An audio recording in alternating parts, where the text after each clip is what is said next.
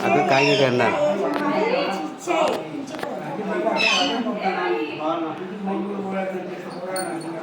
देखा 15 पासून काय नाही करणार.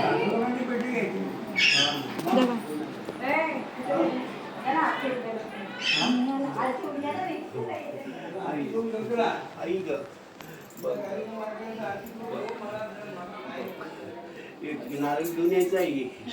नारळ घेऊन यायचे. नारळ घेऊन आल्यानंतर तिच्यावरती ते नारळ, तो नारळ आपण जे दोघं जण झोपतात त्या खोलीत पूर्व दिशेला लावायचं. पूर्व दिशेला लावल्यानंतर जिथपर्यंत आपल्या फळाला कोंब येत नाही तिथपात आपण बदलत राहायचं. दर 6 महिन्याने बदलत. बघ आई ते फळाला कोंबाला का आपल्याला पण बरंच कोंब येईल.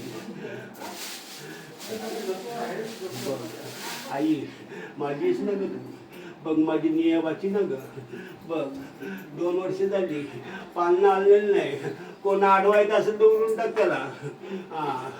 बघ तुझ्या रस्त्यात तुझा अडथळा त्या माझे नियमाची जा पूर्ण अडथळा दूर कर. बघ बघ आई 1 नाही 2 नाही 3 नाही 6 महिन्यात परिस्थिती आली पाहिजे. आई माझ्या नियमातीला 6 महिन्यात परिस्थिती आली पाहिजे. तुला जय जयकार केला जाईल. याचा बाबूजा फार मस्ती करते. बघ काय त्याला नेत्र खूप पे करते ना, शिवाय देतो काय पण वेळा होता.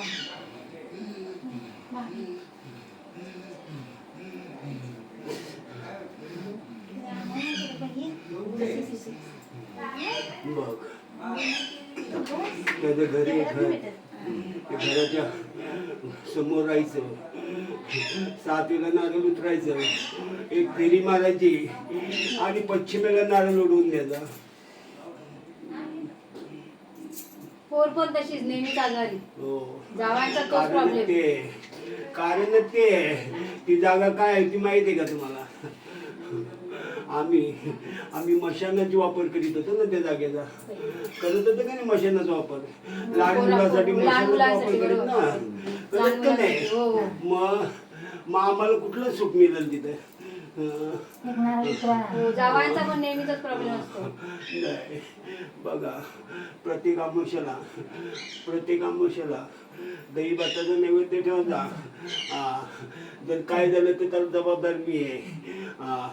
प्रत्येक आमुष्यात दही भाताचं नैवेद्य द्यायचं. जे आत्मा असतात ते त्याला स्पर्श करून निघून जातील सगळं. हो ना ग आई ग, मला तू दिसते ना ग.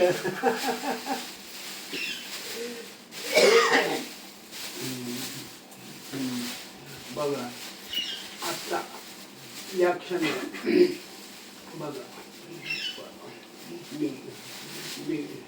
मी माझ्या सजीव रूपात या फोटोत आलेले सर्वांनी दर्शन घ्यायचं. आरती झाल्यानंतर बघा सजीव रूपात माझी आई आलेली या.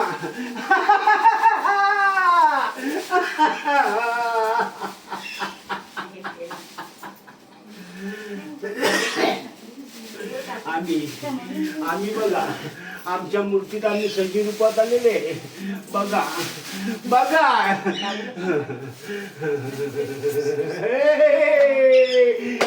फसवलं का नाही? फसवलं का नाही तुम्हाला?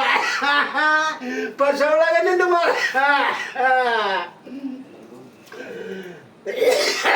फसवलं का नाही तुम्हाला?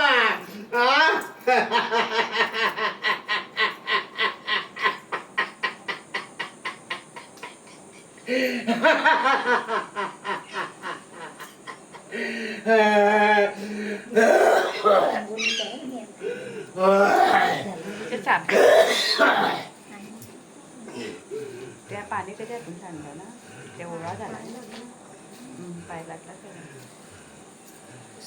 ते असते पण ते पायाखाली पडते ना, देवाला अंघोळ घातली होती ना, गुडा गुडू गुडू त्या पण